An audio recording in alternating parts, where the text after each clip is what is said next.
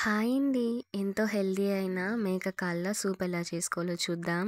Simple ఇంగ్రీడియెంట్స్‌తో చాలా టేస్టీగా, త్వరగా చేసుకోవచ్చు. ముందుగా మేక కాళ్ళని బాగా కాల్చుకొని, వెంట్రుకలంతా క్లీన్ చేసుకొని, చిన్న చిన్న ముక్కలుగా కట్ చేసుకోవాలి. కట్ చేసుకున్న వాటిని ఫస్ట్ మంచినీళ్ళతో కడిగేసి, నీట్‌గా క్లీన్ చేసుకున్న తర్వాత, వేడి నీళ్ళు వేసి ఒక హాఫ్ అన్ అవర్ నానబెట్టాలి. ముందుగా ఒక కుక్కర్‌లో కొద్దిగా ఆయిల్ వేసుకొని 2, 3 పచ్చిమిరపకాయలు, పట్టా, లవంగం, కరివేపాకు వేసి కొద్దిగా ఫ్రై అయిన తర్వాత సన్నగా తరిగిన ఆనియన్స్ కూడా వేసి ఫ్రై చేసుకోవాలి.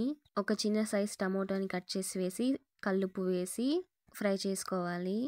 టమోటాలు కొద్దిగా మెత్తబడిన తర్వాత అల్లం వెల్లుల్లి పేస్ట్ వేసి, కొద్దిగా పసుపు, 2 స్పూన్ల కారం వేసి, నానబెట్టుకున్న కాళ్ళ ముక్కల్ని నీళ్ళతో పాటు వేసి, మీకు సూప్ ఎంత కావాలో అంత వాటర్ యాడ్ చేసుకొని 5-10 విజిల్స్ వచ్చేంత వరకు కుక్ చేసుకోవాలి.